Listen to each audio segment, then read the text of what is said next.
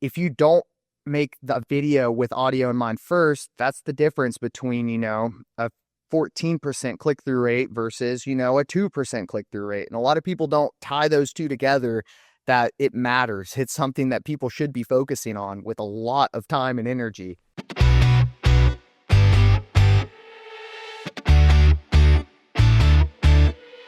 Welcome to Audio Branding, the hidden gem of marketing.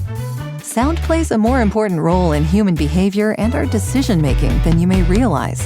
In this podcast, I'll help you understand the art and science of sound so you can better influence others in business and your life. I'm your host, Jodi Krangle. Let's delve a little deeper.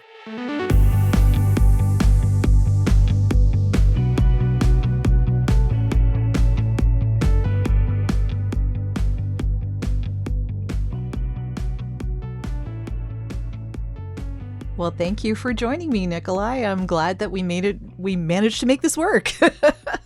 Absolutely. Thank you so much for having me. Yeah. So I usually like to start off my conversations by asking you if there's a story about an early memory of how sound moved you.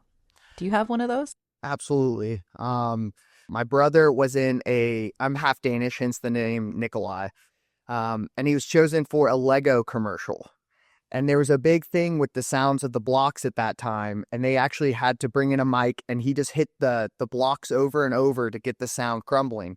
And, you don't put those together as a kid until you get older. But I can always hear the blocks crumbling. And it's funny that you kind of put it together years down the road and you actually piece it all together. But that was something that now from this frame, I can see, okay, there's a lot of people that are thinking on this. And of course, with the mishap with the public speakers, that, you can kind of gauge what audio means to people. And there's a lot of interesting statistics out on the web. And I found one that was basically saying audio first. This was 5 years ago or so. And it was saying how people click off a video, even if it is the most polished, high quality thing, if your audio's bad. That's like the get-go number one thing. People will look through and watch a bad story or a good story with good audio with bad video. But if it's bad audio, day one, they'll click off. And I always thought that was so interesting with my brother because, we were just in it for the free Legos. They were like, do you want money or do you want free Legos? And we're like, free Legos instantly all day. How long ago was this? This was, 20 years ago, something like that. Okay. Yeah, it was a long, Yeah. I dug deep for that one, but that's always Well, fun. I mean, for kids, Lego is everything, right? Like, come on, I can understand. We're like, no money. Let's just get the Legos. Let's keep our priorities straight. Totally. I get it. Yeah. And I also understand about the whole, video is really going to be not watched if people don't like the audio that goes with it.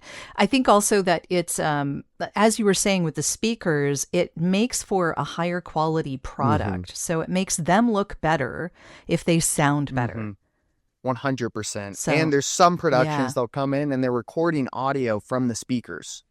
They're not directly tied in, and you're like, okay, this is going to be a mess audio engineering afterwards. And you have to get around the bush if you didn't film it yourself. But just tying into that direct source makes such a difference. And then having another camera, angle, audio, everything, other places to actually capture the audience and their reactions makes such a difference. Yeah. I want to get more into how you actually record a speaker in a little bit. But before we get there, I wanted to ask you about aerospace engineering, because what the heck? So you went from there to videography? What? So hence the Lego. I was always building things as a kid. Okay. And I was always building things, taking things apart, and I was always recording videos. And I kind of got pushed off of videos in middle school. You get picked on a little bit, and middle schoolers aren't very strong. So I was just like, all right, I'm going to go down the engineering path and I'm going to kind of figure that out. And it's not a lost cause. A lot of people think they don't translate it as much, but it's one of those things where, audio is a great example. The nitty gritty, there are specific engineers that dive into this every single day and spend nothing else for their time. They only use their time on audio. And that just speaks how in depth that is. And I feel like I've kept a lot of those systems in place that have actually let me, dive into everything under the sun. And that is even into audio levels, the audio engineering, but all the way through the video and what that looks like and how we get measurable, outcomes from these projects. And if you, again, tying into the audio here, if you don't make the video with audio in mind first, that's the difference between, a 14% click-through rate versus, a 2% click-through rate. And a lot of people don't tie those two together, that it matters. It's something that people should be focusing on with a lot of time and energy. So I kind of found a path at Boeing when I was an aerospace engineer to go to a think tank with my mentor. And I found somebody there that I could start doing video for. He was a Fortune 500 executive coach. And I made the jump and I was like, okay, I can see a future in this. I can see that I could dive into those details that a lot of people overlook. And a lot of people don't realize when you're hiring somebody that they have to do a bunch of different aspects of that job. If you're hiring a videographer and you bring in and you say, I want polished audio. Okay, that's a lot more work than what it sounds like. It's a lot more gear. It's a lot more polishing on the after. It's a lot of testing and trialing. And, there's constant bouncing between audio levels. If you're actually recording live and you're having to go back and see if it's clipping, you're having to go back and see if it's too low and you're going to have to boost it and it's going to sound suppressed. And there's a lot of those aspects that people don't really realize that I felt my engineering career has kind of helped me hone in on and make it as simple as possible. And, perform at the rate where it's an in-depth field. It really is. Perform at the level that people expect when they say, hey, I want great audio. Okay, that means a lot more than you realize it means, but let's dive in and see what matters most. If it's the speaker reel, nailed it. I know what that entails now. If it's a different project and it's machinery and they want the machinery sound effects and things like that, then it goes down that path and you need to figure out what that client cares about most. So they're all important in their own aspects, but I feel like I've kept engineering with me as an absolute asset towards this. And I kind of feel like I'm touching my childhood again by coming back to it. That makes total sense. Yeah. And you talk about precision audio. So when you're talking about precision audio for impact, what does that mean to you exactly? So there's two kind of forms that I look at with this. And one is getting into the space where recording and then testing different sounds and actually having somebody with me that I'm able to make sounds at different points of the room and go through and actually try and see what those sound like.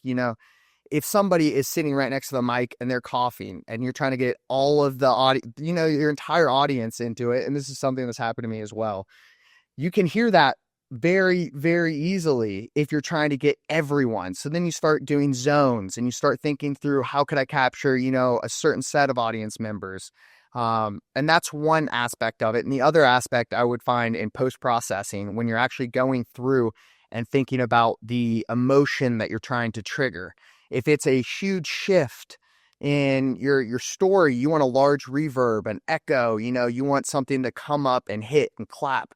And it makes a big difference. If you ever go to YouTube or something like that, and you go in and you see sound design, just a quick minute video, it is incredible what the most talented people in our space are able to do with 4 sound design elements, and that takes years of experience.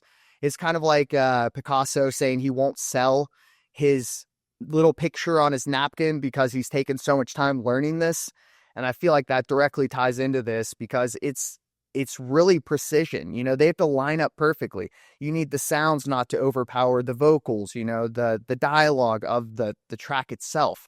So I think those two are the main components of what I really dive into is the emotion, the tying in the story, but then also the live recording of the audio because that matters just as much. Really thinking through that entirely is what I think of when I think of precision audio. Sure. And that makes a lot of sense. I know that filmmakers have to really think about that as well, especially when they're capturing dialogue, especially. Hi, this is Ted Rosnick, and you're listening to the Audio Branding Podcast, a great place to learn about how powerful sound can be. And if you want to learn more about it, keep listening. Like I know, actually, I came across this in a ASMR video of all things. Soundless props is what they're called.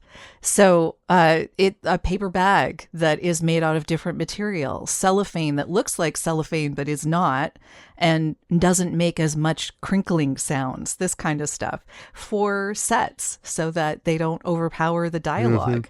I mean, all sorts of stuff like that. And then, of course, you get into sound design, and some of the things that people design for sound have never been created before. I mean, that probably doesn't happen when you're recording a speaker on a stage, but all sorts of really interesting things go into this. So yeah, I can definitely see how that would work. So when you're recording someone in a speaking session, how many cameras do you have around? And does it, I mean, it must matter how big the room is and how many people are in there. What's the usual procedure? How do you go about figuring out how best to record someone? So there's a few different ways. Baseline is usually 2 to 3. And one's always moving, and that is for those really dynamic slow motion shots, audience shots, side shots of the speaker, leaning over the stage and really putting some emotion in. It brings a lot of value. But you're going to have your steady A cam, and the thought process is if it's a huge room and they need to look big, you're going to have it wide.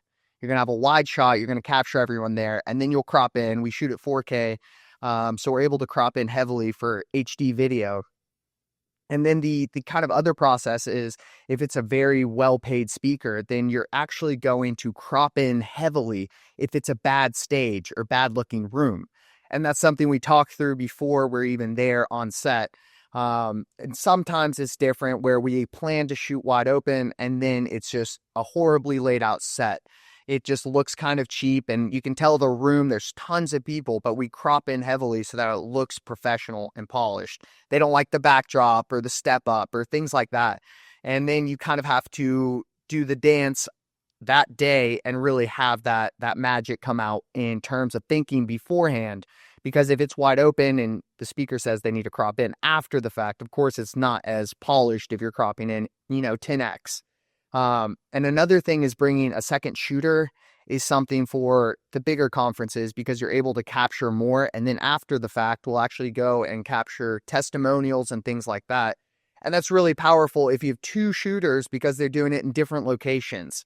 And this is kind of a very big trick. It's not per se a trick, but you can use those in your speaker reel to have it look like it's different locations, different, venues and things like that. And they're real testimonials, but you really need to, it's like getting traction in the business. You really need to make it look like a lot of people like you. You're really providing a lot of value. You're solving problems. These people love to hear you speak. So then bringing in those extra shooters to really nail this down. And then you have people that can test the audio. If they're running by and there's 2 steady cams and we're both running gun on our own cameras and we're shooting 4 cameras, then they can swing by around the back, check we're not clipping, nothing's changed throughout. And that's a really important process. Some we have professional audio. I always recommend to have an audio engineer on set. Always. It makes my life so much easier. I can run an XLR cable straight into my camera and they're checking for everything. I mean, it's intense and I love it. I always recommend it. And that makes life a lot easier. But if you don't have that and you're actually tied in directly to their sound system, that's something you have to check because if there's 8 speakers and you have to film them all, every person speaks a different tone. Every single person. And you don't think it matters that much, but when you're running around and they have a tight schedule and you're really trying to make sure everything's okay, it's really tough if you shot 30 clips on your running gun camera and then your camera in the back has clipped audio, but you're checking your running gun. So then you're having to tie these 40 clips to that audio to pull it back. So there's a lot of things there that really bring out the magic from lessons learned again, that you can really pull out and then transform their clips after the fact. Because again, good crisp audio is what you need. If you have a giant, amazing set, you're speaking in front of the world's biggest audience and your audio sounds horrible, it's impossible to replicate. It is impossible to really bring that back and make it sound amazing to the point of what it looks like. So that's always something that a lot of people don't think about. Yeah, I can imagine. And it sounds like it's quite the process. How do you mic people like that? Is it just the mic that they're using when they're speaking, or is there mics around the room? So it depends on the specific setup. Hotels generally have, just the mic, their system.